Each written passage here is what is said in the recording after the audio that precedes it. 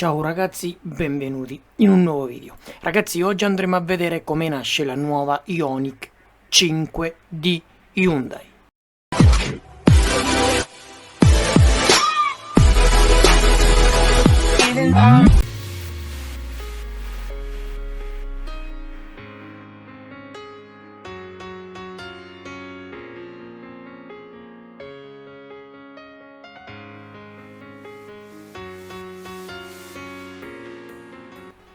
Bene ragazzi, allora questo è il reparto produzione di Hyundai. Andiamo a vedere passo passo, anche un po' veloce, alla svelta, come si muovono, come vanno a fare le varie produzioni. Ci faranno vedere come viene prodotto il gruppo motore, il gruppo controller motore, il reparto batterie, proprio come vanno ad assemblare le celle. Questo che vedi ora è il reparto di produzione del motore e tutta la sua elettronica e meccanica di controllo. Poi passeremo piano piano ora a vedere anche le batterie. Qui c'è ancora il motore, guarda che bello. Questa è tutta la meccanica ragazzi, tutta la meccanica laser con i codici identificativi laserizzati. E qui piano piano andremo a vedere le celle. Queste ragazzi sono le celle lidio ad alta densità energetica.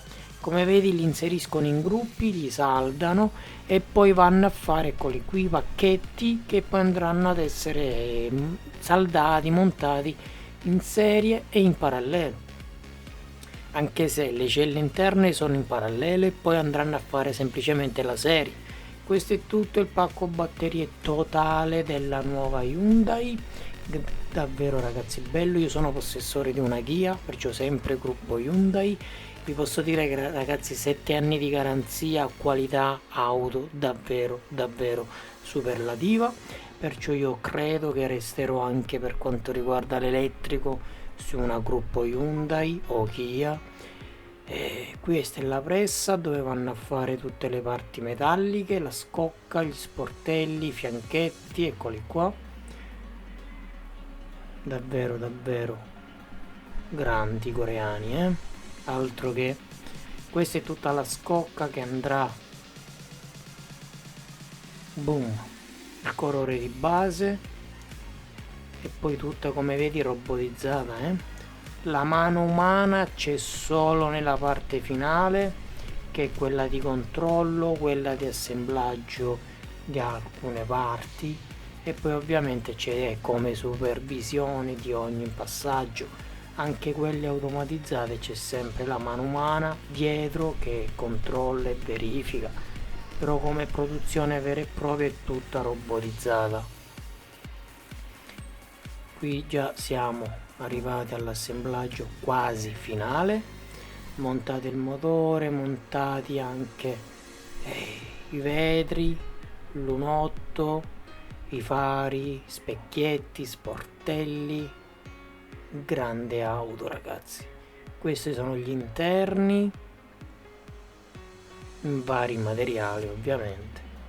Bella, fammi sapere sotto se ti piace, cosa ne pensi di questa vettura. Diciamo ragazzi che è una di quelle che più mi gusta negli ultimi mesi. Bello anche il retro, tutto LED. Questo è il reparto test per l'aerodinamica. Poi faranno vedere anche il crash test, eccolo qui. Si comporta davvero bene, solidissima, ma io già ne so qualcosa perché nella mia via davvero pesante, davvero solido.